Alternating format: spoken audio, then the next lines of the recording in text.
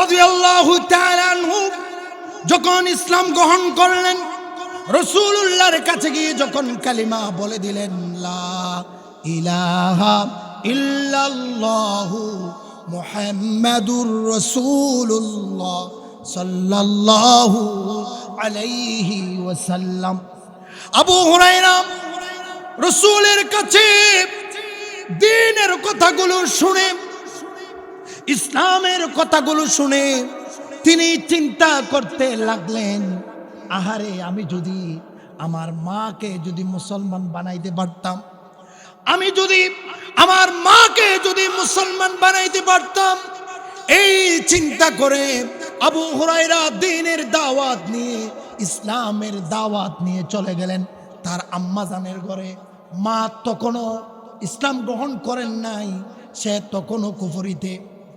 আবু হুরায়রা যখন মার কাছে গেলেন, মায়ের কাছে গিয়ে যখন রাসূলুল্লাহর পক্ষ থেকে যখন দ্বীনের দাওয়াত দিলেন, তাওহীদের দাওয়াত দিলেন, কালিমার দাওয়াত যখন দিলেন, আবু হুরায়রার আম্মাজান আবু হুরায়রার সাথে খুব বেশি খারাপ আচরণ করেছে। কেমন খারাপ আচরণ করেছে? রাসূলুল্লাহর হাদিস সাক্ষী, ওই দিন আবু হুরায়রার আম্মাজান রাসূলুল্লাহর নাম ধরে গালি দিয়েছে, রাসূলুল্লাহর নামে খারাপ ভাষা ব্যবহার করেছে। ওই দিন চাইলে তো আবু হুরায়রা তার অমুসলিম মায়ের সাথে বেয়াদবি করতে পারতেন, ঠিক কিনা বলেন? মা তো মুসলিম এখনো, ঠিক কিনা বলেন? আবু হুরায়রা চাইলে ওই দিন তো মায়ের সাথে বেয়াদবি করতে পারতেন, মাকে ধমক দিতে পারতেন, মাকে কটাক্ষ ভাষায় কথা বলতে পারতেন।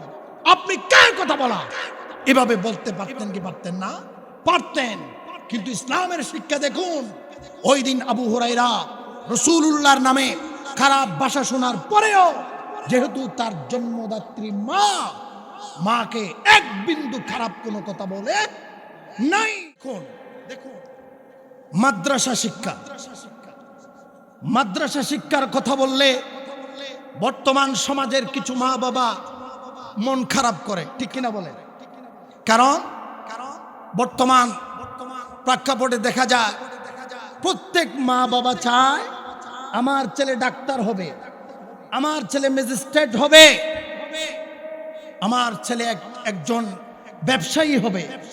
খুব কমই মা বাবা পাওয়া যায় যে সিদ্ধান্ত নেয় আমার সন্তান একজন আলেম হবে। এরকম সিদ্ধান্ত নেয় এমন মা বাবা খুবই কমই পাওয়া যায়, ঠিক কিনা বলে? কারণ হলো, একটা সময় বাংলাদেশের অবস্থা এমন ছিল, সবাই মনে করত যে মাদ্রাসা শিক্ষা করলে, মাদ্রাসায় পড়াশোনা করলে খাওয়ার জন্য ভাত পাওয়া যায় না, ঠিক কিনা বলে? সন্তানকে মাদ্রাসায় দিলে পরে সবাই টিটকার দিত, হ্যাঁ তোর ছেলেকে মাদ্রাসায় দিস, খাওয়ার জন্য ভাত পাবে নাকি? খাবে কি? সিদ্দিক আজাদ সাহেব রহমতুল্লাহ আলাইহি, নাম শুনেছেন আপনারা? তিনাকে যখন মা বাবা মাদ্রাসায় ভর্তি করিয়ে দিলেন, সবাই তার মা বাবাকে টিটকার দিচ্ছেন। এক সময় যখন সিদ্দিক আজাদ রহমতুল্লাহ আলাইহি দক্ষিণ চট্টগ্রামের সিংহপুরুষে যখন তিনি সিংহপুরুষ যখন হয়ে গেলেন, একদিন তিনি আলোচনা করতে গিয়ে বললেন, আমার ছোটবেলায় আমার মা বাবাকে সবাই টিটকার দিয়েছে, হুজুর মাদ্রাসায় পড়াশোনা করলে খাওয়ার জন্য ভাত পাবে না, ভাত খেতে পারবে না, কেন মাদ্রাসায় পড়াচ্ছ? আমি সিদ্দিক আজাদ এখন দেখতেছি কি জন্য ভাত খাইতে পারি না। খাবার প্লেটে এত এত খাবার আইটেম দেওয়া হয়, এত এত তরকারিগুলো দেওয়া হয়, ওগুলো একটা একটা করে খেতে খেতে পেট ভরে যায়, আর ভাত খেতেই পারি না। আল্লাহু আকবার। হুজুরদের নিজের হাত পরের ভাত, ঠিক কিনা বলে? নিজের হাত পরের ভাত খাওয়ায় একজন, তিনি কে? সবচাইতে বড় কথা হলো, মাদ্রাসা হচ্ছে লাইট হাউস। এটা কি লাইট হাউস? এখান থেকে দ্বীনের আলো ছড়ায়, এখান থেকে রাসূল সাল্লাল্লাহু আলাইহি ওয়াসাল্লামের আনিত বিধান এখান থেকে বাস্তবায়ন করা হয়। রাসূল সাল্লাল্লাহু আলাইহি ওয়াসাল্লামের নবুয়তি মিশন যেটা, সেটা এই মাদ্রাসা থেকে বাস্তবায়ন করা হয়, ঠিক কিনা বলেন? এই যে আমাদের ভিতরে ইসলামের যে একটা নূর, দ্বীনের যে একটা আলো, এটা আমরা মাদ্রাসার কারণেই পাই, ঠিক কিনা বলেন? আপনারা জানেন একটা দেশের সাথে যখন আরেকটা দেশের যুদ্ধ লাগে তখন একটা দেশকে ধ্বংস করার জন্য যখন চক্রান্ত করে তখন তারা পুরো দেশকে একসাথে ধ্বংস করতে চায় না।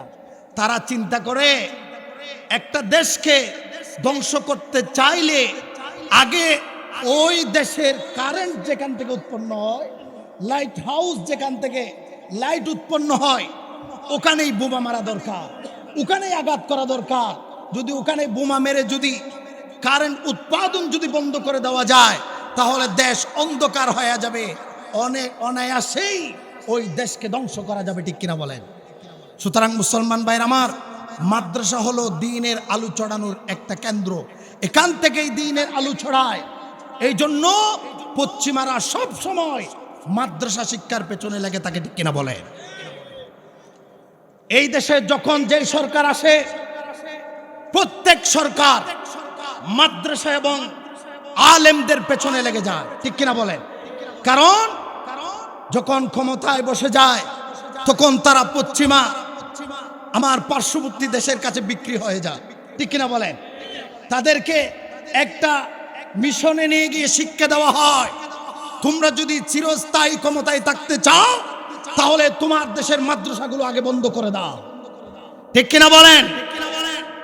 আর যারা বড় বড় আলেম ওলামারা আছে, দ্বীনের আলু ছড়াচ্ছে, কোরআনের শিক্ষা দিচ্ছে, কোরআনের পক্ষে আহ্বান করছে, কোরআনের দাওয়াত দিয়ে দিয়ে মানুষের ভিতরে জিহাদি চেতনার জাগ্রত করছে, এদেরকে ফাঁসির কাস্টে নিয়ে যাও, তাহলে তোমরা দীর্ঘস্থায়ী ক্ষমতায় থাকতে পারবে।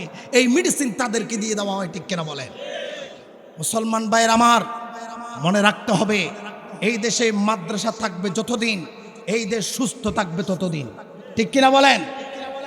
আর এই দেশে মাদ্রাসা শিক্ষা থাকবে যতদিন, এই দেশ স্বাধীন থাকবে ততদিন। মাদ্রাসাগুলো যদি বন্ধ হয়ে যায় তাহলে এই দেশ অনায়াসে পরাধীন হয়ে যাবে। ঠিক কিনা বলেন? মুসলমান ভাইয়ের আমার, আমার মা বাবারা মনে করে মাদ্রাসা শিক্ষা করলে পরকালীনভাবে পাওয়া যায়, পরকালে সম্মান পাওয়া যায়, দুনিয়াতে কোনো সম্মান পাওয়া যায় না। আমি বলি মাদ্রাসা শিক্ষা করলে পরে দুনিয়ায় আগে সম্মান পাওয়া যায়। ঠিক কিনা বলেন? যেমন মুসলমান ভাইয়ের আমার, যদি বলতে চায় মাদ্রাসা শিক্ষা মানুষকে যে শিক্ষা দেয় পৃথিবীর কোন শিক্ষা সেই শিক্ষা একজন ছাত্রকে দিতে পারে না। মাদ্রাসা শিক্ষা একজন ছাত্রকে যে শিক্ষা দেয় ওই শিক্ষা ইউনিভার্সিটিতে পাওয়া যায় না, বিশ্ববিদ্যালয়ে পাওয়া যায় না, স্কুলে গেলেও সেই শিক্ষা পাওয়া যায় না। একমাত্র মাদ্রাসার মধ্যে স্পেশাল একটা শিক্ষা পাওয়া যায়। ঠিক কিনা বলেন?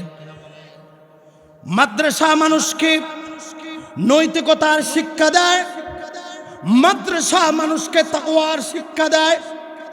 আল্লাহ পাক রব্বুল আলামিন যেমনি ভাবে বলেছেন, ইয়া আইয়ুহাল্লাযীনা আমানুত্তাকুল্লাহ হাক্কা তুকাতিহি ওয়া লা তামুতুন্না ইল্লা ওয়া আনতুম মুসলিমুন। কথাকার আল্লাহ পাক বলছেন, ইয়া আইয়ুহাল্লাযীনা আমানু, ও হে ঈমানদাররা, আমানুত্তাকুল্লাহ, আল্লাহকে ভয় করো, হাক্কা তুকাতিহি, যেভাবে ভয় করা দরকার, ইল্লা ওয়া আনতুম মুসলিমুন, মুসলমান না হয়ে মৃত্যুবরণ করিও না। মুসলমান ভাইয়ের আমার, চিন্তা করে দেখুন, আমার দেশে বড় বড় বিশ্ববিদ্যালয় আছে, আমার দেশে বড় বড় ইউনিভার্সিটি আছে, আমার দেশে বড় বড় স্কুল আছে। স্কুলে গিয়ে দেখেন কোথাও আমানুত্তাকুল্লাহর শিক্ষা দেয় না, হাক্কা তুকাতিহির শিক্ষা দেয় না, ইল্লা ওয়া আনতুম মুসলিমুন এই আয়াতের ব্যাখ্যা কোথাও কোনো স্কুলে দেওয়া হয় না, কোনো ইউনিভার্সিটিতে দেওয়া হয় না, কোনো বিশ্ববিদ্যালয়ে দেওয়া হয় না। একমাত্র আল্লাহর তাকওয়া, আল্লাহকে ভয় করার শিক্ষা, পরকালকে ভয় করার শিক্ষা, মুসলমানি হওয়ার শিক্ষা, এই শিক্ষাটা একমাত্র মাদ্রাসায় দেওয়া হয়, অন্য কোথায় দেওয়া হয় না। ঠিক কিনা বলেন? শুধু তাই নয় মুসলমান ভাইয়ের আমার, একজন চোর, একজন ডাকাত, একজন লম্পট, একজন জিনাকারকে যদি ভালো বানাতে চায়, জেল, জরিমানা, ফাঁসির কাস্টে নিয়েও কখনো ভালো বানানো যায় না। আর যদি ওই সুরের ভিতরে, ডাকাতের ভিতরে যদি আল্লাহর তাকওয়া, আল্লাহর ভয় যদি ঢুকিয়ে দেওয়া যায়, তাহলে তাকে জেলে নেওয়ার প্রয়োজন হয় না, ফাঁসির কাস্টে নেওয়ার প্রয়োজন হয় না, জরিমানা দেওয়ার প্রয়োজন হয় না। ওই সুর ডাকাতটা আল্লাহর তাকওয়া অর্জন করার কারণে এমনিতেই ওই সুরটা ভালো হয়ে যায়, ঠিক কিনা বলেন?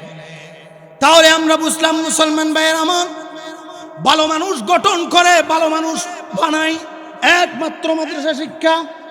মাদ্রাসা শিক্ষা যদি বন্ধ হয়ে যায় তাহলে এই দেশে চোর বেড়ে যাবে। মাদ্রাসা শিক্ষা যদি বন্ধ হয়ে যায় এই দেশে ডাকাত বেড়ে যাবে, ঠিক কিনা বলেন? আর মাদ্রাসা শিক্ষা এমন একটা শিক্ষা, যেই শিক্ষার ভিতরে জবাবদিহিতার শিক্ষা দেওয়া হয়। আমাদের ব্যক্তিগত, পারিবারিক, সামাজিক, রাজনৈতিক, অর্থনৈতিক সব কিছুর পুঙ্খানুপুঙ্খানুরূপে একজনকে হিসাব দিতে হবে। তিনি কে? ওমা, আপনারা বোধহয় আল্লাহকে চেনেন না। আমাদের সব কিছুর হিসাব নেবেন একজন, তিনি কে? কখন নিবেন? মরণের পরে, ঠিক কিনা বলেন? আল্লাহর ভয় যার ভিতরে আছে সে কখনো অন্যায় চলতে, অবিচার করতে, জুলুম করতে পারে না। কারণ কি? সে একজনকে ভয় করে, তিনি কে? আল্লাহ। মাদ্রাসা শিক্ষা জবাবদিহিতার শিক্ষা দেয়। একদিন হযরত ওমর রাদিয়াল্লাহু তাআলা আনহু, যিনি আমিরুল মুমিনিন, খোলাফায়ে রাশিদার দ্বিতীয় খলিফা, তিনি জুমার নামাজ পড়াবার জন্য মসজিদে আসলেন। মিম্বরে দাঁড়িয়ে গেলেন। মিম্বরে যখন দাঁড়িয়ে গেলেন, একজন সাহাবী দাঁড়িয়ে গেলেন। ইয়া আমিরুল মুমিনিন, আপনার কাছে একটা প্রশ্ন করব, ওই প্রশ্নের জবাব যতক্ষণ দিবেন না, ওই প্রশ্নের উত্তর যতক্ষণ দিবেন না, আমরা কেউ আপনার ওয়াজ নসিহত শুনবো না, আপনার খুতবা শুনবো না, এমনকি আপনার পেছনে জুমার নামাজটাও আদায় করব না। আল্লাহু আকবার। সাইয়েদনা ওমর দাঁড়িয়ে গেলেন। বলো বলো, কি প্রশ্ন তোমার? তিনি বললেন, ইয়া আমিরুল মুমিনিন, আপনি কিছুদিন আগে আমাদের কাছে কাপড় বিতরণ করেছেন, একজনকে একটা একটা করে চাদর দিয়েছেন, যেগুলো ইয়েমেন সরকার আমাদের জন্য দিয়েছে। আমরা জানি, আমরা সবাই একটা করে চাদর পেয়েছি, একটা করে কাপড় পেয়েছি। আর চাদরটা এমন ছোট যে এই ছোট কাপড়টা দিয়া উপরের অংশ ঢাকলে পরে নিচের অংশ ঢাকা যায় না, নিচের অংশ ঢাকলে পরে উপরের অংশ ঢাকা যায় না। ইয়া আমিরুল মুমিনিন, আপনি আমাদেরকে একটি একটি করে চাদর দিয়েছেন, কিন্তু আজকে আপনার গায়ে দেখতেছি দুইটা চাদর। আপনি নাকি আমাদের সাথে দুর্নীতি করেছেন। আপনি কেন দুইটা চাদর রাখলেন? এটার জবাব দিবেন আগে, তারপর খুতবা দিবেন। আল্লাহু আকবার। চিন্তা করে দেখুন তো, বর্তমান সমাজে এমনভাবে প্রশ্ন করার কোনো সুযোগ আছে? কোন নেতাকে এমনভাবে প্রশ্ন করা যাবে? যদি প্রশ্ন করে, তুই কে, তুই বলার কে, ঠিক কিনা বলেন? এই যে জবাবদিহিতার শিক্ষা, এটা একমাত্র ইসলাম দিয়েছে, ঠিক কিনা বলেন? আর এই যে জবাবদিহিতার শিক্ষা একমাত্র মাদ্রাসা শিক্ষা দিচ্ছে, ঠিক কিনা বলেন? সাইয়েদনা আমিরুল মুমিনিন ওমর রাদিয়াল্লাহু তাআলা বললেন, দাঁড়াও, এই প্রশ্নের জবাব আমি দেব না, আমার ছেলে আব্দুল্লাহ দিবে। আমার থেকে দিতে হবে না, আব্দুল্লাহ তুমি দাঁড়াও। ও আব্দুল্লাহ, তুমি বলো, আমি ওমরের গায়ে দুইটা চাদর কেন? বলেন জোরে জোরে আল্লাহু আকবার। সাইয়েদনা ওমরের সন্তান আব্দুল্লাহ দাঁড়িয়ে গেলেন। আব্দুল্লাহ বললেন, ও হে মুসল্লিয়ানে কারাম, শোনো শোনো, আমার পিতা তোমাদেরকে যেমন একটা একটা করে চাদর দিয়েছে, ঠিক তেমনি ভাবে আমার বাবাও একটা চাদর রেখেছে, আর আমি আব্দুল্লাহকেও একটা চাদর দিয়েছে। আমি আব্দুল্লাহ চিন্তা করলাম, ছতর না ডাকলে নামাজ হয় না। আমার আব্বা যেহেতু আপনাদের ইমামতি করবে, নামাজ পড়াবে, আমার বাবার তো কেমন কেমন নেতা চিন্তা করে দেখেন, ওই একটা চাদর ছাড়া আর কোনো চাদর তার কাছে নাই। আল্লাহু আকবার। আমিরুল মুমিনিন কেমন নেতা, একটা চাদর, ওই একটা চাদর ছাড়া আর কোনো চাদর নেই। কিন্তু আমার দেশের নেতাগুলো দেখবেন, যেই দিন নির্বাচন করতে দাঁড়িয়েছে, ইলেকশন করার মতো টাকাও তার কাছে নাই, ভিক্ষা করে করে ইলেকশন করেছে। নির্বাচিত হওয়ার পরে তার কোটি কোটি কোটি কোটি টাকা, ঠিক কিনা বলেন? এগুলো সব দুর্নীতি করে, এগুলো সব জনগণের টাকা মেরে খায়, ঠিক কিনা বলেন? কারণ কি? তার ভিতরে জবাবদিহিতার শিক্ষা নাই, তার ভিতরে তাকওয়ার শিক্ষা নাই, আল্লাহকে যে জবাব দিতে হবে ওই চিন্তা তার ভিতরে নাই, যার কারণে সে মানুষের হকগুলো মেরে খায়, ঠিক কিনা বলেন? মুসলমান ভাইরা আমার, সাইয়েদনা ওমর একটা মাত্র চাদর রাখলেন। আব্দুল্লাহ বললেন, আমার বাবার আর কোনো চাদর নাই। ওই একটা চাদর দিয়া উপরে ডাকলেন, নিচে খোলা থাকে, আর নিচেরটা কোনো মতে মোড়ালে পড়ে, উপরেরটা ডাকা যায় না। আমার বাবা যেহেতু ইমামতি করবে, এই জন্য আমি আব্দুল্লাহর চাদরটা আমার বাবাকে দিয়েছি। আল্লাহু আকবার। বলতে চেয়েছিলাম মুসলমান ভাইরা আমার, এই যে একটা জবাবদিহিতার শিক্ষা, এই যে একটা জবাবদিহিতা, নেতার থেকেও জবাব দিতে হবে, জনগণও জবাব নিবে, এটাই ইসলামের শিক্ষা, ঠিক কিনা বলেন? আর এই শিক্ষা পৃথিবীর কোনো বিদ্যালয়ে পাওয়া যায় না, এই শিক্ষা একমাত্র পাওয়া যায় মাদ্রাসায়, ঠিক কিনা বলেন? আরেকটা ঘটনা শুনুন। সাইয়েদনা ওমর রাদিয়াল্লাহু তাআলা আনহু একদিন মরুভূমি দিয়ে যাচ্ছেন, সফরে বের হয়েছেন, সাথে কোনো খাবার নাই, তৃষ্ণায় পিপাসার্ত, ক্ষুধায় ক্ষুধার্ত। তিনি চিন্তা করলেন, আরে একটুখানি যদি কোনো খাবার পাওয়া যেত তাহলে আমি খেয়ে ক্ষুধা নিবারণ করতাম। হঠাৎ সাইয়েদনা ওমর দেখতে পেলেন একজন রাখাল সেই মরুভূমিতে বকরিগুলি তিনি ওই চারণভূমিতে চড়াচ্ছেন। তিনি দেখতে পেলেন রাখাল একটা বকরি থেকে দুধ দোহন করে পান করছে।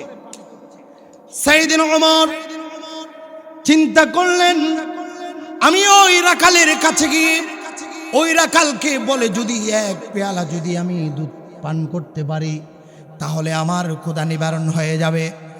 সাইয়েদনা ওমর রাখালকে গিয়ে বললেন, ও রাখাল, তুমি যে দুধ পান করছো ওখান থেকে আরেকটা বকরি থেকে দুধ দোহন করে আমাকে একটু পান করতে দাও, আমি খুবই ক্ষুধার্ত একজন মুসাফির।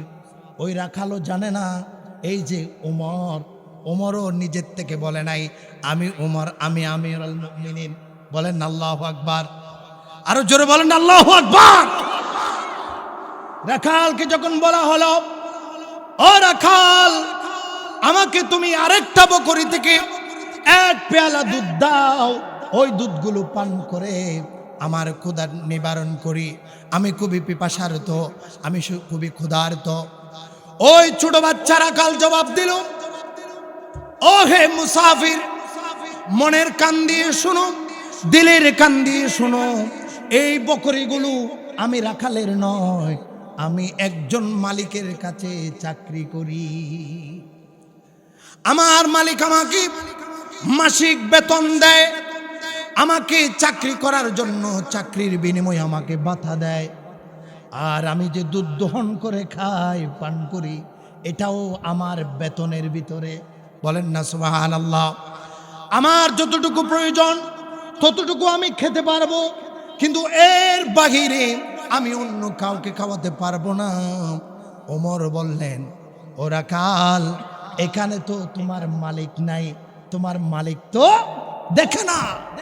রাখাল, এখানে তো তোমার মালিক নাই, তুমি যদি আমাকে এক পেয়ালা দুধ দোহন করে খাওয়াও তাহলে তো মালিক দেখতেছে না। রাখাল জবাব দিল, ও হে মুসাফির, খবরদার খবরদার খবরদার খবরদার, তুমি কি জানো না আমাদেরকে সৃষ্টি করেছেন একজন, তিনি কে? আমার মালিক যদিও না দেখে আমার আল্লাহ। ও মুসাফির, তোমার আল্লাহ যিনি সে তো আর না দেখে থাকে না, সে তো দেখতেছে। আমি রাখাল, আমি এই চারণভূমিতে বকরিগুলো চারণা করি, এই জন্য আমি বাধা নিই, আমি বেতন নিই, আমি দুর্নীতি করতে পারবো না, আমি মালিককে ধোঁকা দিতে পারবো না, আমি মালিককে ধোঁকা দিয়ে তোমাকে দুধ দিতে পারবো না। কারণ আমার মালিক না দেখলেও আমার আল্লাহ সব কিছু দেখতেছেন। বলেন আল্লাহু আকবার। এই যে একটা জবাবদিহিতার শিক্ষা, এই যে আল্লাহর ভয়, এই শিক্ষাটা পৃথিবীর কোনো ভার্সিটিতে দেওয়া হয় না, পৃথিবীর কোনো স্কুলে দেওয়া হয় না, পৃথিবীর কোনো ইউনিভার্সিটিতে এই শিক্ষাগুলো দেওয়া হয় না। এই সব শিক্ষাগুলো একমাত্র পাওয়া যায় মাদ্রাসা, ঠিক কিনা বলেন? আর এই জন্য বলি, মাদ্রাসা শিক্ষা থাকবে যতদিন, আমার এই দেশ শান্ত থাকবে ততদিন। কারণ এই দেশ টিকে আছে, এই দেশ শান্ত আছে একমাত্র আলেম ওলামাদের কারণে। আলেম ওলামারা আছে বলেই এই দেশে রহমত আল্লাহর পক্ষ থেকে আসে, ঠিক কিনা বলেন? আলেম ওলামারা যদি না থাকে, এই মাদ্রাসা খুঁটাগুলি যদি না থাকে, তাহলে এই দেশে আর রহমত আসবে না। কারণ আলেম হলো ইন্নাল উলামা ওয়ারাসাতুল আম্বিয়া, নবীদের ওয়ারিস। নবী রাসূল চলে গেছেন, নবী রাসূলদের দায়িত্ব পালন করবেন আলেম ওলামারা। আর আলেম ওলামা তৈরি হওয়ার ফ্যাক্টরি হচ্ছে এই মাদ্রাসা। এই মাদ্রাসা যতদিন টিকে থাকবে ততদিন এই দেশ থাকবে, এই মাদ্রাসা যতদিন টিকে থাকবে ততদিন এই দুনিয়া থাকবে। কারণ আল্লাহ বলেছেন, এই দুনিয়ায় যতদিন আমাকে ডাকনেওয়ালা থাকবে ততদিন আমি এই দুনিয়া রাখবো। আর আল্লাহ ডাকনেওয়ালা চলে গেলে, বন্ধ হয়ে গেলে পরে কিয়ামত হয়ে যাবে, এই দুনিয়ায় আমি সরকার করে দিব। আল্লাহু আকবার। সুতরাং আল্লাহ ডাকার মানুষ তৈরি হয় এই মাদ্রাসা থেকে, ঠিক কিনা বলেন? আপনাদের কাছে বেশি কথা বলতে চাই না, আমি শুধু একটি কথা বলবো, মাদ্রাসা একজনে চালায় নাকি 10 জনে মিলে চালায়? সবাই বলেন, একজনে চালায় নাকি 10 জনে মিলে চালায়? যে কোনো কিছু চালাতে, যে কোনো কিছু প্রতিষ্ঠা করতে কমপক্ষে 3টা জিনিসের প্রয়োজন হয়। সবাই বলেন তো কয়টা জিনিস? 3টা জিনিস। এই যে আমাদের সামনে এত সুন্দর লাইটিং, একটা লাইট জ্বলার পেছনে 3টা জিনিস, একটা হলো বাল্ব, আর একটা হলো তার, আর একটা হলো কারেন্ট, ঠিক কিনা বলেন? এবার বলেন, তার ছাড়া বল জ্বলতে পারে? বল ছাড়া তার দিয়ে শুধু কারেন্ট জ্বলতে পারে? তারও আছে, বাল্বও আছে, কিন্তু ভিতরে কারেন্ট নাই, তাতেও বল জ্বলবে না। তার মানে হলো তারেরও প্রয়োজন, বাল্বেরও প্রয়োজন, কারেন্টেরও প্রয়োজন, ঠিক কিনা বলেন? আরেকটা কথা শুনুন, একটা মিল ফ্যাক্টরি, কলকারখানা যদি চালাতে যায় 3 পক্ষ লাগে। বলেন কয় পক্ষ? একটা হলো মালিক পক্ষ, আরেকটা হলো কর্মকর্তা, আরেকটা হলো কর্মচারী। লাগে কয়টা? আরো জোরে বলেন কয়টা? 3টা। আরো জোরে বলেন কয়টা? 3টা। এই যে মাইকে কথা বলছি, এখানেও 3টা জিনিস, মাইকের স্পিকার, মাইকের মেশিন, মাইকের সাউন্ড। আল্লাহু আকবার। আর মানুষেরও 3টা অবস্থা, মায়ের পেট, দুনিয়া, আখিরাত। আল্লাহু আকবার। অর্থাৎ প্রত্যেকটা কিছুর পেছনে 3এর স্থান রয়েছে, ঠিক কিনা বলেন? সুতরাং মুসলমান ভাইরা আমার, একটা মাদ্রাসা একজনের পক্ষে চালানো, প্রতিষ্ঠা করা, এটা প্রতিষ্ঠা করে রাখা একজনের পক্ষে কখনো সম্ভব নয়। মাদ্রাসা কি শুধু একজনের প্রয়োজন নাকি সবার প্রয়োজন? সবাই একটু বলেন তো, মাদ্রাসা কি শুধু একজনের প্রয়োজন নাকি সবার প্রয়োজন? এই মাদ্রাসা যদি বন্ধ হয়ে যায় তাহলে আলেম ওলামাকে আর বের হবে? বর্তমান যারা আছে তারা যদি একজন একজন করে দুনিয়া থেকে চলে যায়, একদিন তো আলেমেই শেষ হয়ে যাবে। তাহলে আমাদেরকে জানাজা পড়ানোর আলেমেই তো আর খুঁজে পাওয়া যাবে না, ঠিক কিনা বলেন? আমাদের সন্তান দুনিয়াতে আসার পরে যে কানে আজান দেওয়া হয়, আজান দেওয়ার জন্য হুজুরের যে প্রয়োজন, ওটাও তো একদিন শেষ হয়ে যাবে, ঠিক কিনা বলেন? সুতরাং আলেমকে বাঁচিয়ে রাখতে দিনকে বাঁচিয়ে রাখতে, ইসলামকে জিন্দা রাখতে হলে মাদ্রাসা জিন্দা রাখতে হবে, ঠিক কিনা বলেন? আপনারা চান কি চান না মাদ্রাসা জিন্দা থাকুক? আপনারা চান কি চান না? যদি চান কথাগুলো ভালো করে শোনো।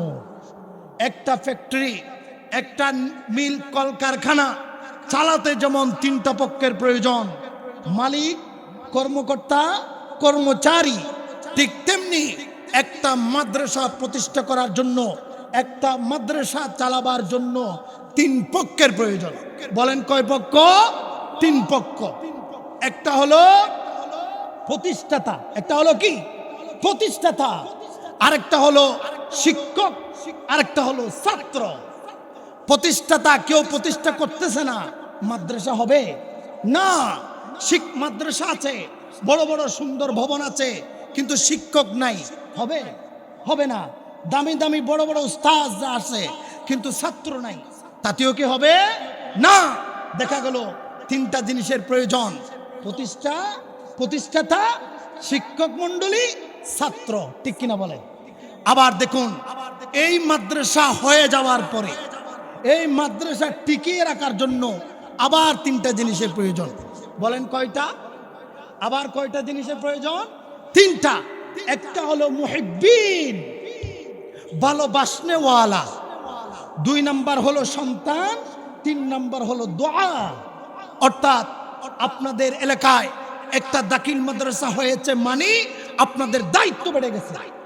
কারণ এই জায়গায় যদি একটা মাদ্রাসা না হতো, আপনাকে কোনোদিন জিজ্ঞেস করা হতো না যে তোমরা কেন একটা মাদ্রাসা করলে না, এটা জিজ্ঞেস করা হতো না। যখন করেই ফেলেছেন, দায়িত্ব বেড়ে গেছে। আপনার অবহেলার কারণে আপনি এই সমাজের মানুষ, আপনি এই এলাকার মানুষ, আপনি এই মাদ্রাসার কমিটির মানুষ, আপনি এই মাদ্রাসার শিক্ষক, আপনি এই মাদ্রাসার একজন দায়িত্বশীল। অবহেলার কারণে যদি এই মাদ্রাসায় প্রতিষ্ঠান যদি কোনো একদিন বন্ধ হয়ে যায়, তাহলে সব কিছুর দায়ভার আপনাকে নিতে হবে, আল্লাহর কাঠগড়ায় দাঁড়াতে হবে, ঠিক কিনা বলেন? সুতরাং তিনটা জিনিসের প্রয়োজন। মাদ্রাসা প্রতিষ্ঠা হয়ে যাওয়ার পর তিনটা জিনিসের প্রয়োজন। একটা হলো মুহিব্বিন, মাদ্রাসাকে ভালোবাসতে হবে, অন্তর দিয়ে ভালোবাসে এমন মানুষের প্রয়োজন। আর 2 নাম্বার হচ্ছে, আমি শুধু মাদ্রাসাটাকে ভালোবাসলে হবে না, ওই মাদ্রাসায় আমার সন্তানগুলোকে দিতে হবে। 3 নাম্বার হলো, আমি ভালোবাসলাম, সন্তানগুলোকে দিলাম, কিন্তু ওই মাদ্রাসার জন্য দোয়া করলাম না, তাতেও হবে না।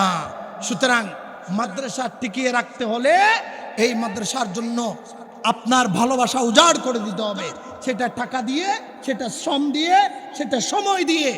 এরপরে 2 নাম্বার হলো, আমাদের সন্তানগুলিকে মাদ্রাসায় দিতে হবে, কারণ তারা আমাদের জন্য দোয়া করবে, আল্লাহুম্মা রব্বির হামহুমা কামা রব্বায়ানি সগীরা। তারা আমাদের জন্য দোয়া করবে। এই দোয়া শিখাবার জন্য আমাদের সন্তানকে মাদ্রাসায় দিতে হবে। এরপরে দিয়ে দিয়ে বসে থাকলে হবে না, আল্লাহর কাছে প্রার্থনা করতে হবে, মালিক আমাদের এই দাখিল মাদ্রাসা যেন কিয়ামত পর্যন্ত এই জায়গায় প্রতিষ্ঠিত থাকে, আল্লাহ তুমি কবুল করো। এইভাবে আল্লাহর কাছে দোয়া করতে হবে। তাহলে বুঝাতে চাইলাম, কয়টা জিনিস লাগবে? 3টা। মাদ্রাসায় মুহিব্বিন লাগবে, সন্তান লাগবে, দোয়া লাগবে। আপনাদের প্রতি অনুরোধ থাকবে, আপনারা সবাই এই 3টা কাজ করে যাবেন ইনশাআল্লাহ। লা ইলাহা, আরো জোরে লা ইলাহা। আমাকে একটু গরম চা দিতে বলো। আমরা বেশি দেরি করব না, আর 8 ঘন্টা কথা বলবো আপনাদের কষ্ট হচ্ছে? আপনাদের কষ্ট হচ্ছে? আমি শুধু 38 মিনিট কথা বলবো শুধুমাত্র, এরপরেই শেষ করে দিব। আমাদের বিষয় ছিল কয়টা? জোরে বলেন কয়টা? 2টা। একটা হলো মাদ্রাসা শিক্ষার গুরুত্ব, আরেকটা হলো মা বাবার প্রতি সন্তানের দায়িত্ব এবং কর্তব্য, ঠিক কিনা বলেন? আচ্ছা, আমাদেরকে পাঠালেন কে? সবাই বলেন, আমাদেরকে পাঠালেন কে? দুনিয়াতে আসার সুযোগ করে দিলেন কে? আল্লাহ নয়, মা। কে? মা। মা 10 মাস 10 দিন যদি গর্ভে ধারণ না করতেন, তাহলে কি আমরা কেউ দুনিয়া আসতে পারতাম? আমাদের সমাজে এমন মা কি নাই 2 মাস হয়েছে গর্ভে, 3 মাস হয়েছে গর্ভে, ডাক্তারের কাছে গিয়ে ওষুধ সেবন করে ওই 3 মাসের বাচ্চাটাকে নষ্ট করে দিয়েছে, এমন মা আমাদের সমাজে আছে না নাই? আছে না নাই? আপনার মা যদি সেটা করতেন, আমার মা যদি সেটা করত, আপনি কি কখনো দুনিয়ার চেহারা দেখতে পারতেন? আমি কি কখনো দেখতে পারতাম না? এই জন্য পাঠালেন একজনকে, আর আসার সুযোগ করে দিলেন মা এবং বাবা। এই জন্য মা বাবার প্রতি সন্তানের দায়িত্ব এবং কর্তব্য আছে না নাই? কি কি দায়িত্ব? কয়েকটা দায়িত্ব বলেই শেষ করবো ইনশাআল্লাহ। আল্লাহ পাক কি বলছে শুনুন। আল্লাহ রাব্বুল আলামিন মহাগ্রন্থ আল কোরআনের ভিতরে মা বাবার কথা বলতে গিয়ে আল্লাহ রাব্বুল আলামিন বললেন, ওয়া'বুদুল্লাহা ওয়ালা তুশরিকু বিহি শাইআন ওয়া বিল ওয়ালিদাইনি ইহসানা। সবাই বলেন তো কথা কার? আল্লাহ পাক বলছেন, ওয়া'বুদুল্লাহ, ও হে পৃথিবীর মানুষ, তোমরা একমাত্র কেবলমাত্র ইবাদত করবে একজনের, তিনি কে? আরো জোরে বলুন, তিনি কে? ওয়ালা তুশরিকু বিহি শাইআ, ওই আল্লাহর ইবাদতে শিরিক স্থাপন করবে না, কাউকে শরীক করবে না। ওয়া বিল ওয়ালিদাইনি ইহসানা, 2 নাম্বার হলো মা বাবার প্রতি ইহসান করবে। আল্লাহ পাক বলছেন 1 নম্বরে ইবাদত করবে কার? আল্লাহ, আর ইহসান করবে মা বাবার প্রতি। এবার একটা কথা শুনুন, আমাদের কাছে 1 নম্বরে আল্লাহ, 1 নম্বরে কে? আমাদের কাছে 1 নম্বর কে? সবাই বলুন কে? 2 নম্বর হলো নবীজি মুহাম্মদুর রাসূলুল্লাহ সাল্লাল্লাহু আলাইহি ওয়াসাল্লাম। 3 নম্বর হলো মা বাবা। কিন্তু কোরআনের আয়াত পর্যালোচনা করে দেখলাম 1 নম্বর আমাদের কাছে আল্লাহ, 2 নম্বরে নবীজি মুহাম্মদুর রাসূলুল্লাহ, 3 নম্বরে হলো মা বাবা। কিন্তু আল্লাহ কোরআনের ভিতরে রাসূলুল্লাহকে বাদ দিয়া আল্লাহর ইবাদতের পরে মা বাবার কথা বলেছেন, ঠিক কিনা বলে? কারণ কি? আমি যদি এখানে জিজ্ঞেস করি, একজনেও বোধহয় বলতে পারবেন না এর জবাব। কারণ হলো এটাই, আমাদেরকে পাঠালেন কে? এতে কোনো সন্দেহ আছে নাকি? আসার সুযোগ করে দিলেন মা, এতেও কোনো সন্দেহ নাই। আল্লাহ যদি না পাঠাতেন আসতে পারতাম না, মা যদি সুযোগ করে না দিতেন তাতেও আমরা আসতে পারতাম না। এবার আসুন, রাসূলুল্লাহকে কখন চিনতে পেরেছি আমরা? রাসূলুল্লাহকে আমরা চিনতে পেরেছি যখন আমার বুঝ শক্তি হয়েছে, তখন আমি রাসূলুল্লাহকে চিনতে পেরেছি। আমার মায়ের কাছে শুনেছি, বাবার জবানে শুনেছি। মা আমাকে বলেছে আমাদের আল্লাহ কয়জন? একজন। আমাদের আল্লাহ কয়জন? আমাদের রাসূলের নাম মুহাম্মদুর রাসূলুল্লাহ সাল্লাল্লাহু আলাইহি ওয়াসাল্লাম। বুঝা গেল রাসূল সাল্লাল্লাহু আলাইহি ওয়াসাল্লাম আমাদের কাছে, আপনার কাছে, সবার কাছে আল্লাহ 1 নম্বরে হলেও, রাসূলুল্লাহ 2 নম্বরে হলেও আমরা রাসূলুল্লাহকে চিনতে পেরেছি মা বাবার কারণে, ঠিক কিনা বলেন? মা বাবা যদি আমাদেরকে না চিনাতেন তাহলে রাসূলুল্লাহকে চিনতে পারতাম না। এই জন্য আল্লাহ পাক রব্বুল আলামিন তার ইবাদতের পরে মায়ের কথা বলেছেন, ওয়া'বুদুল্লাহ ওয়ালা তুশরিকু বিহি শাইআ ওয়া বিল ওয়ালিদাইনি ইহসানা। ও হে পৃথিবীর মানুষ, তোমরা একমাত্র আমার ইবাদত করো, ইবাদতে কাউকে শরীক করবে না, এবং তোমাদের মা বাবার প্রতি ইহসান করো। এবার আমাদের প্রশ্ন আসতে পারে, কেন ইহসান করব? মা বাবার প্রতি কেন ইহসান করতে হবে? প্রশ্ন আসছে না নাই? মহাগ্রন্থ আল কোরআনকে জিজ্ঞেস করলাম, ও কোরআন, তোমার ভিতরে তো সমস্ত সমস্যার সমাধান আছে, সমস্ত প্রশ্নের জবাব তুমি কোরআনের ভিতরে আছে। ও কোরআন, তোমার কাছে জানতে চাইলাম মা বাবার ইহসান কেন করতে হবে বলো তো দেখি। কোরআন আমাদেরকে কত সুন্দরভাবে জবাব দিচ্ছে শুনুন। হামালাতুহু উম্মুহু হামালাতুহু উম্মুহু ওয়াহনান আলা ওয়াহনিন ওয়া ফিসালুহু ফি আমাইন। ওহে পৃথিবীর মানুষ, তোমরা এই জন্য মা বাবার প্রতি ইহসান করবে, কারণ তোমার মা বাবা তোমাকে দিনের পর দিন কষ্ট করে, কষ্টের পর কষ্ট সহ্য করে তোমাকে গর্ভে ধারণ করে দুনিয়ায় আসার সুযোগ করে দিয়েছে। শুধু তাই নয় মুসলমান ভাইয়ের আমার, দুনিয়াতে আসার পরে যখন আমার মুখের ভাষা ছিল না, যখন আমার মুখে দাঁত ছিল না, আমি যখন চিবিয়ে চাবিয়ে খেতে পারতাম না, তখন আমার মা আমাকে 2 বছর 2.5 বছর মায়ের বুকের দুধ খাওয়ায়া বাঁচিয়ে রেখেছেন, ঠিক কিনা বলেন? এই জন্য তোমরা তোমার মায়ের মা বাবার প্রতি ইহসান করবে, ইহসান করবে, কারণ তারা তুমি ছোটবেলায় ছোট থাকতে তারা তোমার প্রতি ইহসান করেছে, এই জন্য তোমরা তার প্রতি ইহসান করবে।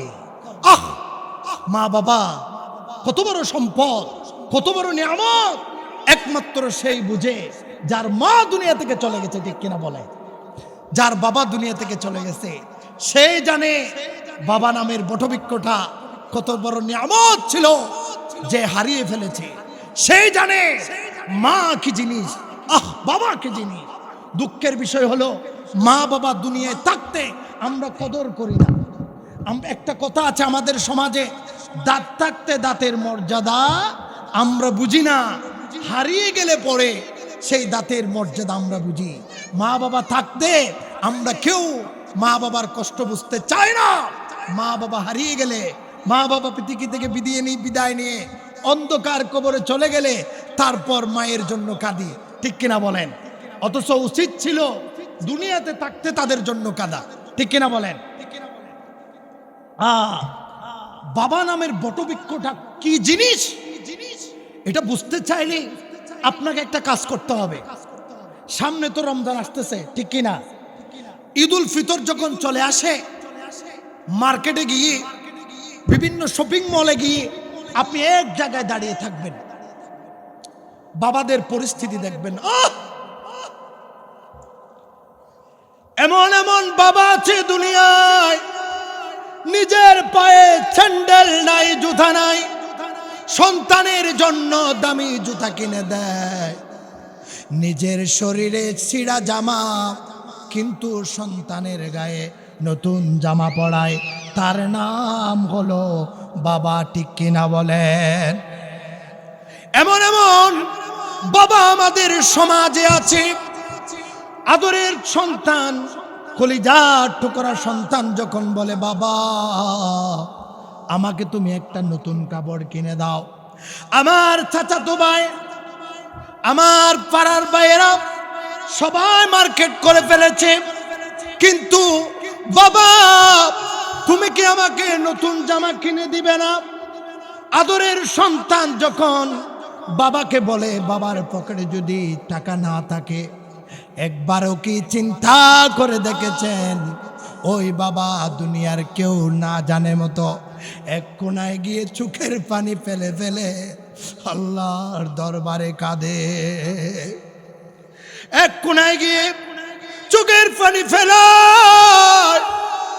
ওই চোখের পানিগুলো সন্তানকে দেখাই না, স্ত্রীকে দেখাই না, দুনিয়ার কোনো মানুষকে দেখাই না।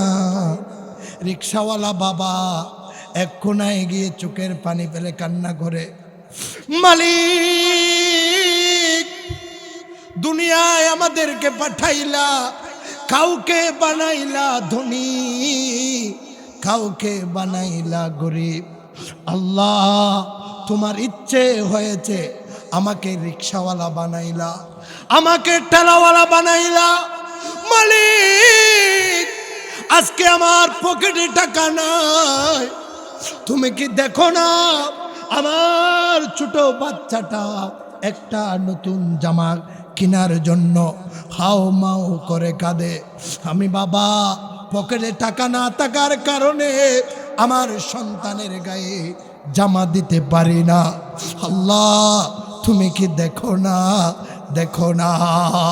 এইভাবে চোখের পানি ফেলাই, তার নাম হলো বাবা, ঠিক কিনা বলে? অথচ সেই বাবা বৃদ্ধ হয়ে গেলে পরে তার গায়ে ছেঁড়া জামা, আমি সুন্দর গায়ে জামা দিয়ে বেড়াই, বাবাকে একটা লুঙ্গি কিনে দিতে আমরা চাই না। অথচ সেই বাবা তোমার জন্য কি করেছে, আমার জন্য কি করেছে। বাবা হলো সেই যে না খেয়ে সন্তানদেরকে খাওয়ায়, যে না পড়ে সন্তানদেরকে পড়ায়। শপিং মলে গিয়ে দেখুন অনেক বাবা অসহায়। গত বছর একটা সোশ্যাল মিডিয়ায় একটা ভিডিও ভাইরাল হয়েছে, রিক্সাওয়ালা বাবা সারাদিন রিক্সা চালিয়ে মাত্র 300 টাকা ইনকাম করেছে। যাওয়ার সময় সকালবেলা তার মেয়েকে কথা দিয়ে গিয়েছিল, আম্মু তোমাকে আজকে আমি নতুন কাপড় কিনে দেব। সন্তানটা সারাদিন ঘরের মধ্যে আনন্দ করতেছে, সবাইকে বলতেছে আমার বাবা আজকে আমাকে নতুন কাপড় কিনে দেবে। সারাদিন ওই বাবা রিক্সার উপর বসে বসে চিন্তা করে, মালিক তুমি যদি আমাকে আজকে যদি টাকার ব্যবস্থা করে না দাও, আমার আদরের কন্যাটাকে যদি আমি কাপড় কিনে দিতে না পারি, আল্লাহ আমি কিভাবে সহ্য করব রে আল্লাহ।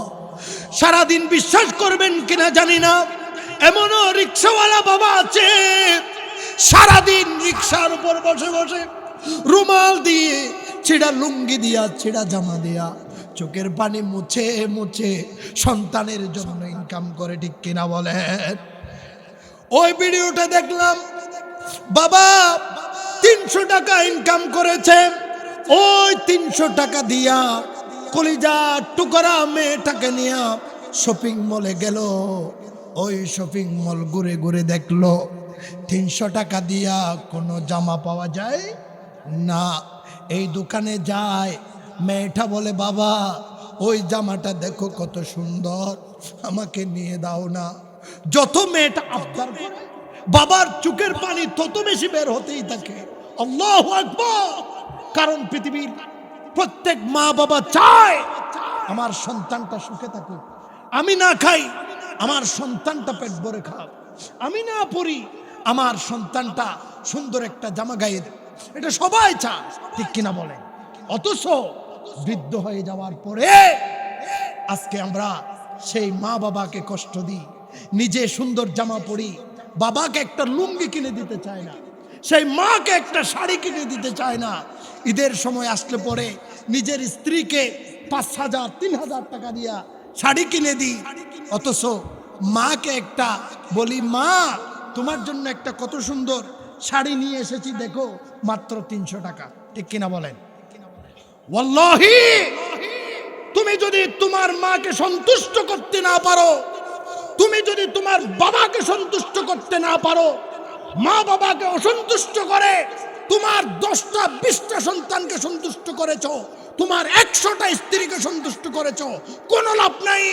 যদি সবাইকে বাদ দিয়া মা বাবাকে সন্তুষ্ট করতে পারো, তাহলে তোমার জন্য জান্নাতের দরজা খোলা, ঠিক কিনা বলে? কারণ রাসূলুল্লাহ বলেছেন, জান্নাতু তাহতা আকদামিল উম্মাহাত। জান্নাত বানিয়েছেন আল্লাহ, কিন্তু ওই জান্নাত আল্লাহ রেখেছে মা বাবার পায়ের নিচে, ঠিক কিনা বলেন? মা বাবার পায়ের নিচে। রাসূলুল্লাহ বলেছেন, একজন সাহাবী রাসূলুল্লাহর কাছে আসলেন, ইয়া রাসূলুল্লাহ আমি আপনার সাথে জিহাদে যেতে চাই, যুদ্ধে যেতে চাই, জিহাদ করে শহীদ হতে চাই। রাসূলুল্লাহ জিজ্ঞেস করেছে, ঘরে কি তোমার মা বাবা আছে? সাহাবী বলছে, আমার বৃদ্ধ মা বাবা আছে। রাসূল বলেছে, তোমার জিহাদ করার দরকার নাই, তুমি ঘরে গিয়ে মা বাবার সেবা শুশ্রূষা করো, এতেই তোমার জন্য জান্নাত। আল্লাহু আকবার।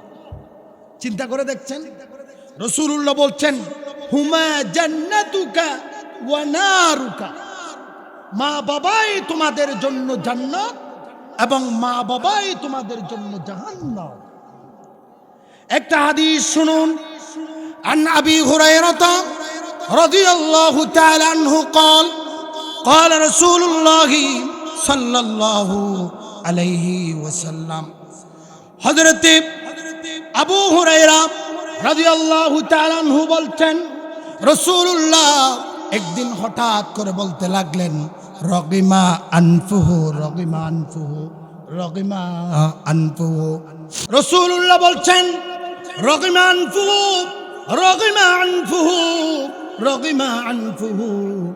ওই ব্যক্তিটা ধ্বংস হয়ে যাক, ওই ব্যক্তিটা ধ্বংস হয়ে যাক, ওই ব্যক্তিটা ধ্বংস হয়ে যাক। কিলা মান ইয়া রাসূলুল্লাহ, রাসূল আপনি কার কথা বলছেন? কার কথা বলছেন? কে ধ্বংস হয়ে যাক? আপনি কার ধ্বংস কামনা করছেন? ক্বালা রাসূলুল্লাহ সাল্লাল্লাহু আলাইহি ওয়াসাল্লাম, রাসূলুল্লাহ বলছেন মান আদরাকা ওয়ালিদাইহি, কেউ নিজের মা বাবাকে জীবদ্দশায় পেল, অথবা মাকে পেল, অথবা বাবাকে পেল, অথবা দুজনকেই জীবনে পেল বৃদ্ধ অবস্থায়, কিন্তু ওই মা বাবার সেবা শুশ্রূষা করে, ওই মা বাবাকে সন্তুষ্ট করে জান্নাত কামাই করতে পারলো না, সে কি হয়ে যায়? ধ্বংস হয়ে যায়।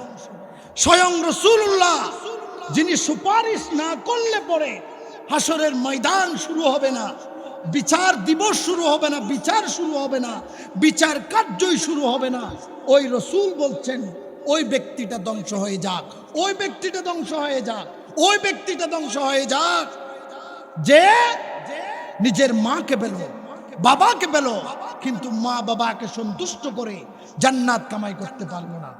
এমন কপাল পোড়া সন্তান আমাদের সমাজে আছে না নাই? আমাদের সমাজে আছে না নাই?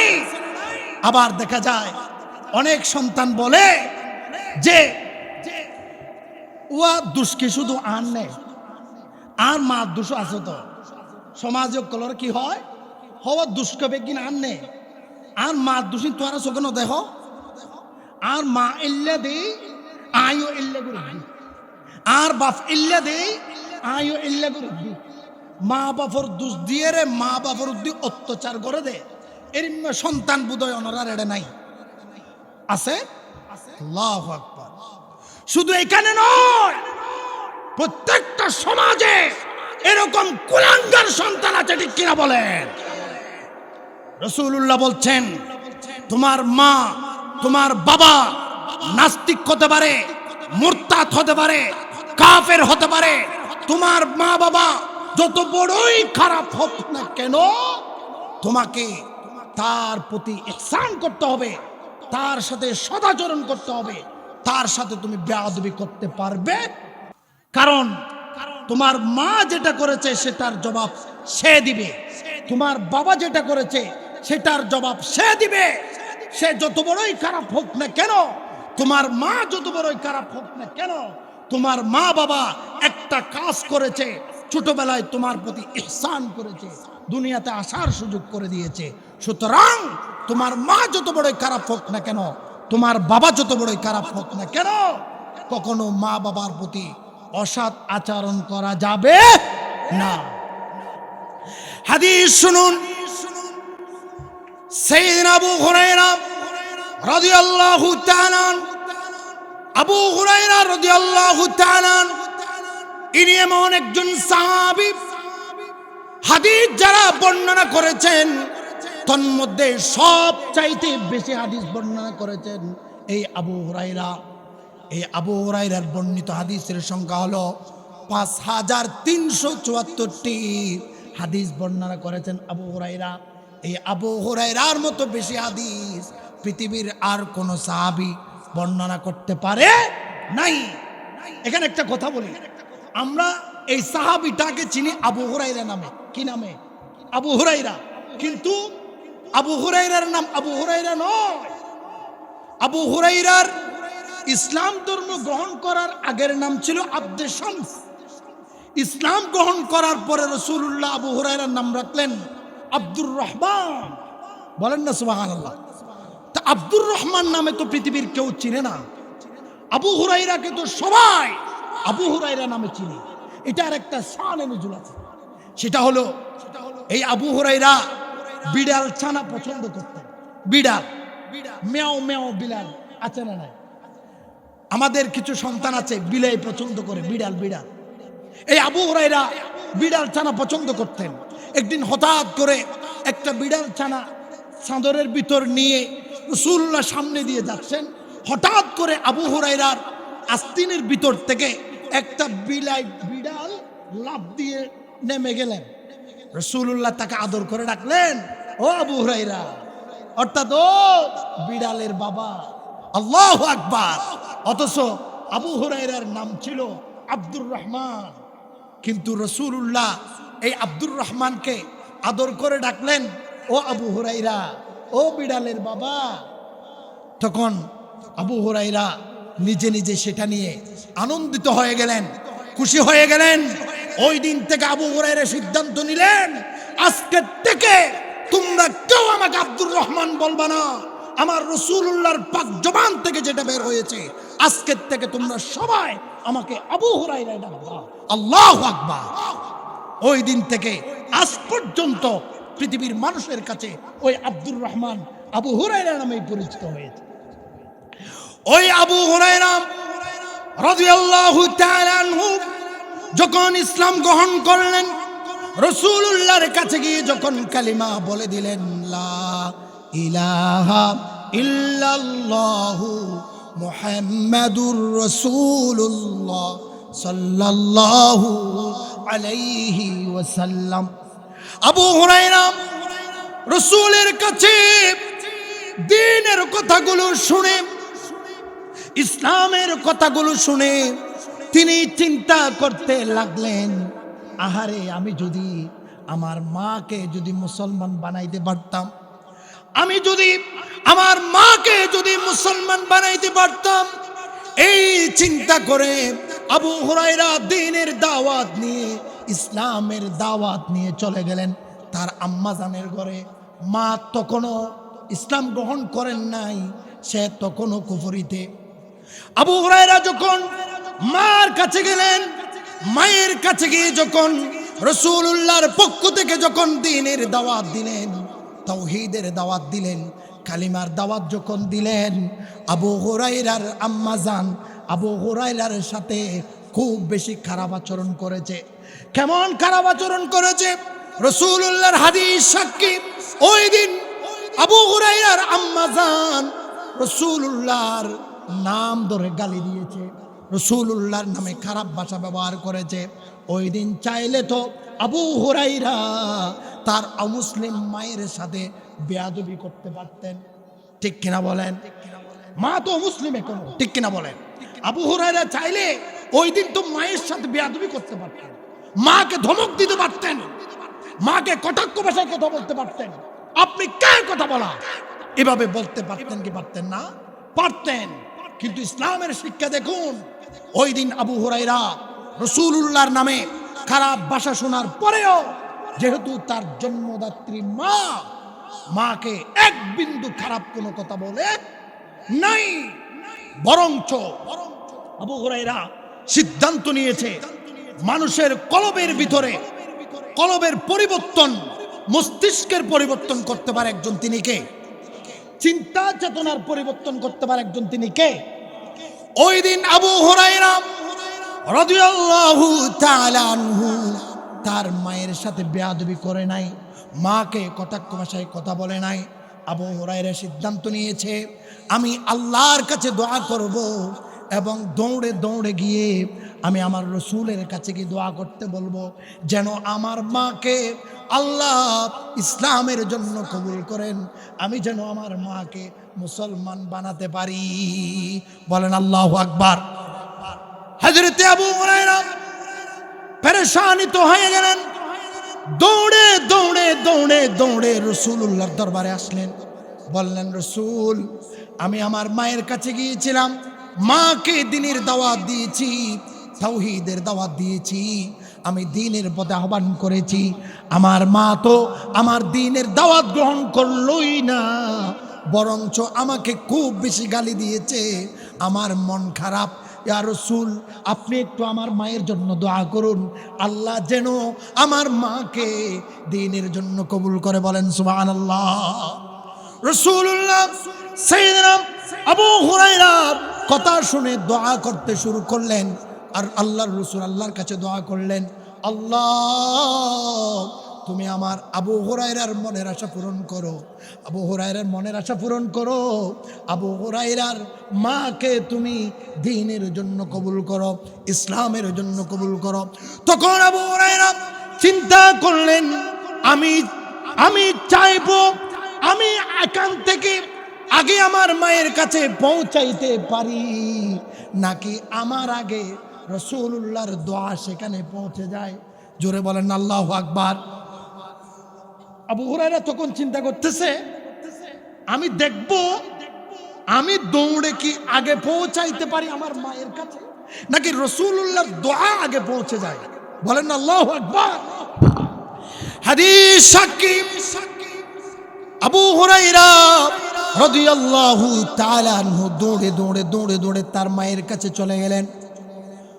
বাহির থেকে গিয়ে যখন মা বলে ডাক দিলেন, ও মা, ও মা, ও মা, মা মা মা।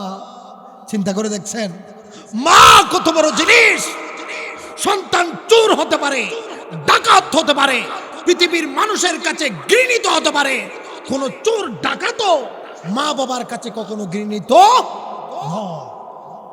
সন্তান চোর হলেও, সন্তান ডাকাত হলেও মা তাকে বুকে ধরেন, তার নাম হলো মা। অথচ পৃথিবীর মানুষ সেই মাকে কষ্ট দেয়। ঠিক কিনা বলেন? আবু হুরায়রা যখন গেলেন, তিনি ইসলাম গ্রহণ করেছেন। আবু হুরায়রা একজন মুসলমান, মা বিধর্মী, এখন ইসলাম গ্রহণ করে নাই। রাসূলুল্লাহর দোয়া স্পিড দেখার জন্য তিনি দৌড়ে দৌড়ে গেলেন, মাকে ডাক দিলেন, মা মা। দেখা গেছে মা ভিতর থেকে একটু আগে কর্কশ ভাষায় গালি দিয়েছে, দেখা গেছে এখন মৃদু আওয়াজে বলছে, বাবা একটু দাঁড়াও, আমি দরজা খুলতেছি। আল্লাহু আকবার। মা তুমি একটু তাড়াতাড়ি দরজা খোলো। মা জবাব দিচ্ছে, সন্তান আমি একটু গোসল করি, আমি একটু পবিত্র কাপড় গায়ে দিই, তারপর দরজা খুলবো। আল্লাহু আকবার। তার মানে হলো আবু হুরায়রা রাসূলুল্লাহর সেখান থেকে মায়ের কাছে পৌঁছার আগে রাসূলুল্লাহর দোয়া আগে সেখানে পৌঁছে গেছে। আল্লাহু আকবার। তখন দরজা খুলে দিলেন। দরজা খোলার সাথে সাথে দেখা গেল মা চুল ভেজা। আবু হুরায়রার মা প্রস্তুত হয়ে বসে আছে। আবু হুরায়রাকে বলছে, বাবা আর এক মুহূর্ত দেরি নয়, তুমি আমাকে নিয়ে চলো মুহাম্মদের কাছে। আমি বলতে চাই লা ইলাহা ইল্লাল্লাহ মুহাম্মাদুর রাসূলুল্লাহ সাল্লাল্লাহু আলাইহি ওয়াসাল্লাম। বোঝাতে চেয়েছিলাম মুসলমান ভাইরা আমার, মা খারাপ হতে পারে, পৃথিবীর মানুষের খারাপ হতে পারে, তোমার কাছে নয়। বাবা পৃথিবীর মানুষের কাছে খারাপ হতে পারে, তুমি সন্তানের কাছে নয়। মা বাবা মুশরিক হতে পারে, মা বাবা হিন্দু হতে পারে, মা বাবা কাফের হতে পারে, কিন্তু তুমি সন্তানের কাছে নয়। হযরতে আসমা বিনতে আবু বকর রাদিয়াল্লাহু তাআলা আনহুমা, তিনি রাসূলুল্লাহর সাথে মক্কা থেকে হিজরত করে মদিনায় চলে গেছে। তখনও তার মা ইসলাম গ্রহণ করে নাই। হঠাৎ করে একদিন মদিনায় তার ঘরে, মক্কা থেকে তার মা চলে আসছে। মা যখন চলে আসছে, আসমা বিনতে আবু বকর তিনি আতঙ্কিত হয়ে গেলেন। মা, আমি তো মুসলমান, আমার মা তো এখনো অমুসলিম, আমি কি তার সাথে সদ্ব্যবহার করব? দেরি না করে আসমা বিনতে দৌড়ে দৌড়ে রাসূলুল্লাহর কাছে চলে গেলেন। ইয়া রাসূলুল্লাহ, আমার মা এসেছে মক্কা থেকে, আমার মা এখনো অমুসলিম, আমি কি তাকে ঘরে বসতে দিব? রাসূলুল্লাহ জবাব দিয়েছে, তোমার মা অমুসলিম হলেও তুমি তাকে ঘরে বসতে দিবা, তার সাথে সদ্ব্যবহার করবা। আল্লাহু আকবার। তাহলে ইসলামের শিক্ষা হলো এটাই, মা খারাপ হোক, বাবা খারাপ হোক, যে যাই হোক না কেন, তুমি সন্তান, তোমাকে অবশ্যই মায়ের সাথে সদ্ব্যবহার করতে হবে, বাবার সাথে সদ্ব্যবহার করতে হবে। মাকে কষ্ট দেওয়া যাবে না, বাবাকে কষ্ট দেওয়া যাবে না। দেখুন, অনেক সন্তান আছে মা বাবাকে একেবারেই রিজেক্টেড করে দিয়েছে, আলাদা করে দিয়েছে। মা তুমি বাবাকে নিয়ে থাকো, আমি আমার স্ত্রীকে নিয়ে থাকি, এভাবে আলাদা করে দেয়। আছে না নাই? আপনাদের উদ্দেশ্যে একটা কথা বলতে চাই, মা বাবাকে বাদ দিয়া নামাজ বলেন, রোজা বলেন, হজ বলেন, যাকাত বলেন, কোনো কিছুই আল্লাহর দরবারে কবুল হবে না। কোনো কিছুর সার্টিফিকেট আল্লাহর দরবারে পাওয়া যাবে না। আমি লজিক্যালি বোঝানোর চেষ্টা করছি। প্রত্যেকের কাছে ন্যাশনালিটি একটা কার্ড আছে, যেটাকে আমরা আইডি কার্ড বলি। আপনাদের কাছে আছে কিনা? গত কিছুদিন আমি রোহিঙ্গা ক্যাম্পে মাহফিল করতে গিয়েছিলাম। ওখানে গিয়ে একটা আজব ঘটনা ঘটে গেছে। ওখানে ওরা আমার ভাষা বুঝে না। প্রথম যখন আলোচনা শুরু করি, মাঠ ভর্তি মানুষ, জনগণ। আমার ওয়াজ শুরু করার 10 মিনিট পরে দেখি ফু সময় চলে যাচ্ছে। ওরা তোরা হরজর গই যেতে হই আওয়াজ বেগুন ভগিয়ে দি। আল্লাহু আকবার। বলতে চাই, আপনারা কি আমার কথা বুঝেন? আমার ভাষা কি বুঝেন আপনারা? প্রত্যেকের কাছে ন্যাশনালিটি আইডি কার্ড আছে কিনা? এটা করতে অনেক কষ্ট হয়েছে, ঠিক কিনা বলেন? ন্যাশনালিটি আইডি কার্ড এটা যেদিন আপনি নেওয়ার জন্য গেলেন, ওখানে আপনার নাম ধরে ডাকা হয়েছে নাকি পেছনে বাবার নাম ধরে ডাকা হয়েছে? বলেন না। আপনার আইডি কার্ড হাতে নেওয়ার পরে বলা হয়েছে তোমার নাম কি? আপনি বললেন আব্দুর রহমান। বলো তোমার বাবার নাম কি? বাবার নাম বললেন। বললো মায়ের নাম কি? মায়ের নাম বললেন। মা বাবার নাম ঠিক থাকলেই ওই আইডি কার্ড হাতে দিয়েছে। মা বাবার কোনো একটা নাম অমিল হলেই আপনাকে বিদায় করে দিয়েছে, ঠিক কিনা বলেন? মুসলমান, হাসরের ময়দানে কি হবে না হবে সবকিছুর উদাহরণ আল্লাহ তাআলা পৃথিবীর ভূখণ্ডে রেখে দিয়েছে। সেটা হলো সাধারণ একটা দেশের নাগরিক পরিচয় দিবেন আপনি। সাধারণ, আমি একজন বাংলাদেশি, একটা কার্ড আপনি দেখাবেন। ওই কার্ডটা নিতে গিয়ে যদি মা বাবাকে দরকার হয়, মা বাবার পেছনে যদি নাম সঠিক টাকা লাগে, তবেই যদি একটা কার্ড পাওয়া যায়। এখান থেকে শিক্ষা হলো, মুসলমান, নামাজ পড়তে পারো, রোজা রাখতে পারো, হজ করতে পারো, যাকাত দিতে পারো, তোমাকে সেই দিন জান্নাত দেওয়ার আগে, তোমাকে সেই দিন জাহান্নাম দেওয়ার আগে তোমাকে আমল নামা দেওয়া হবে, ঠিক কিনা বলেন? ওই দিন আমল নামা ডান হাতে আর বাম হাতে দেওয়া হবে। ডান হাতে যারা পাবে তারা জান্নাত, যারা বাম হাতে পারে তারা জাহান্নাম। ওই দিন মুসলমান আমল নামা যেদিন দেওয়া হবে, হাদিসে রাসূল সাক্ষী, ওই দিন শুধু নাম ধরে ডাক দিবে না, আমল নামা দেওয়ার সময় পেছনে মা বাবার নাম ধরেও ডাক দিবে। চিন্তা করে দেখো, তুমি নামাজ পড়েছো, তোমার আমল নামায় রেকর্ড হয়েছে, ঠিক কিনা বলেন?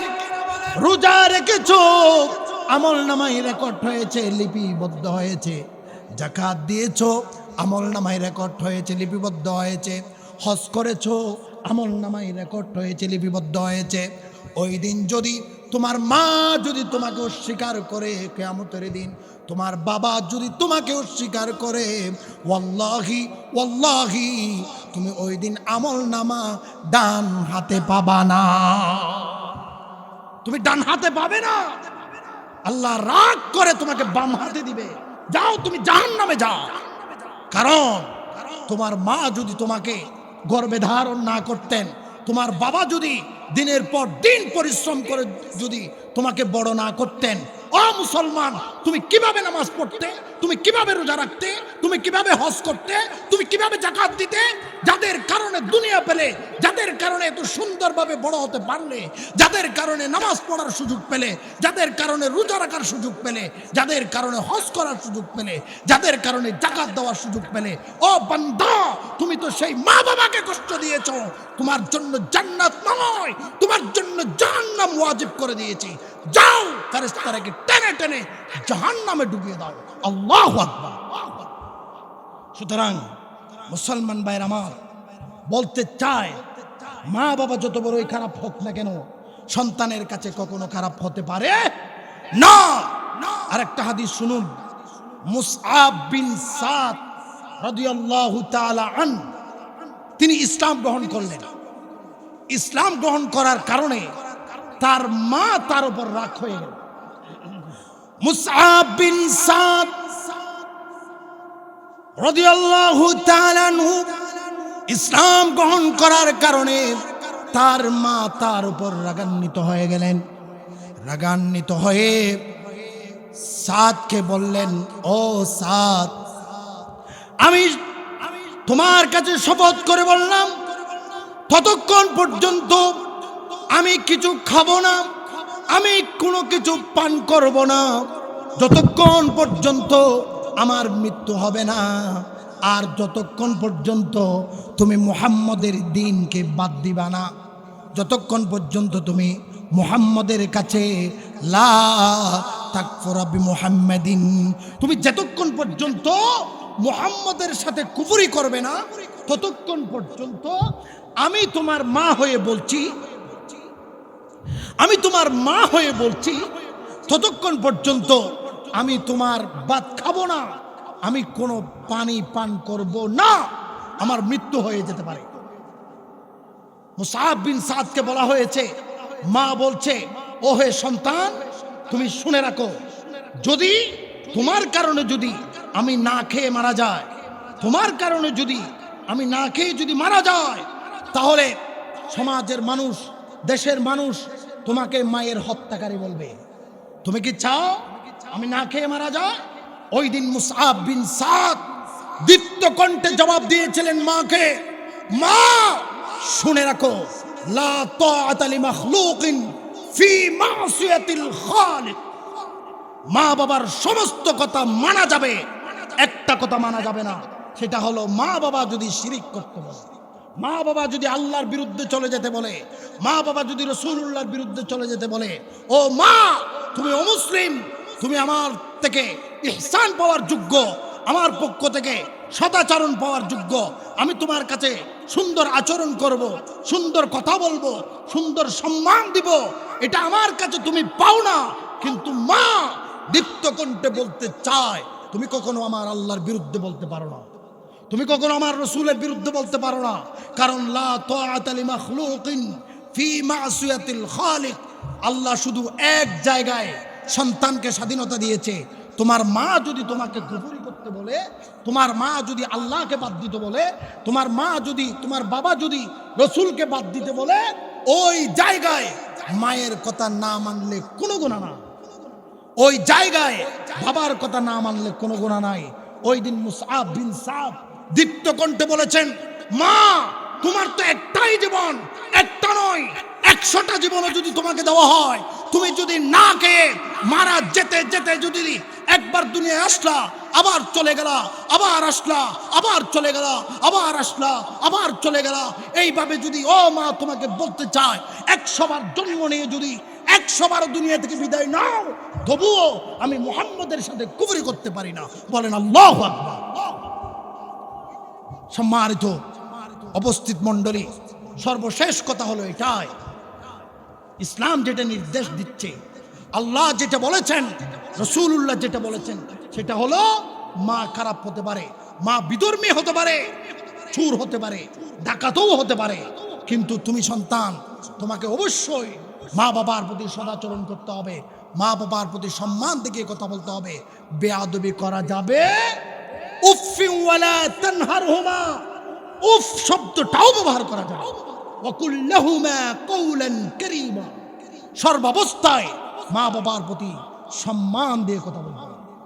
শুধু এক জায়গায় গিয়ে তুমি মায়ের সাথে কথা না ধরে পারবা, বাবার কথা না ধরে পারবা, সেটা হলো মা বাবা যদি তোমাকে কুফরি করতে বলে, আল্লাহর বিরুদ্ধে চলে যেতে বলে, রাসূলুল্লাহর বিরুদ্ধে চলে যেতে বলে, এই একটা রাস্তা ছাড়া আর অন্য কোনো রাস্তায় মা বাবার বিরোধিতা করার কোনো সুযোগ নাই। সুতরাং আসুন আমরা এই মাদ্রাসাটাকে জান্নাতের উসিলা বানিয়ে মাদ্রাসাটাকে আঁকড়ে ধরি, সন্তান থাকলে সন্তানটাকে দিই, আমরা মাদ্রাসায় সাহায্য সহযোগিতা করি, যে যেভাবেই পারি এই মাদ্রাসা এখানে প্রতিষ্ঠিত থাকুক, এখান এই জায়গায় আল্লাহর রহমত বর্ষিত হোক, এটা আমরা সবাই চাই, ঠিক কিনা? সুতরাং মাদ্রাসার জন্য দোয়া করবেন, যে যেভাবেই পারেন সাহায্য সহযোগিতা করবেন, অর্থনৈতিক আপনার পরামর্শ দিয়ে, সময় দিয়ে, যে যেভাবে পারেন সাহায্য সহযোগিতা করবেন। আর 2 নাম্বার কথা হলো, মায়ের সাথে বেয়াদবি করবেন না, বাবার সাথে বেয়াদবি করবেন না। যাদের মা বাবা চলে গেছে, মা বাবার জন্য কেঁদে কেঁদে আল্লাহর দরবারে মাপ চাইবেন, ক্ষমা চাইবেন। আল্লাহ যেন আমাদের যাদের মা চলে গেছে, বাবা চলে গেছে, আল্লাহ যেন জান্নাতবাসী করেন, বলেন আমিন। আর যাদের মা এখনো বেঁচে আছে, যাদের বাবা এখনো বেঁচে আছে, আল্লাহ যেন আমাদের মা বাবাকে হায়াতে তৈয়বা, হায়াতে তওয়িলা দান করেন। সকলে বলেন আমিন। ওয়া আখিরু দাওয়ানা আলহামদুলিল্লাহি রাব্বিল আলামিন। ওয়াসসালামু আলাইকুম ওয়া রাহমাতুল্লাহ।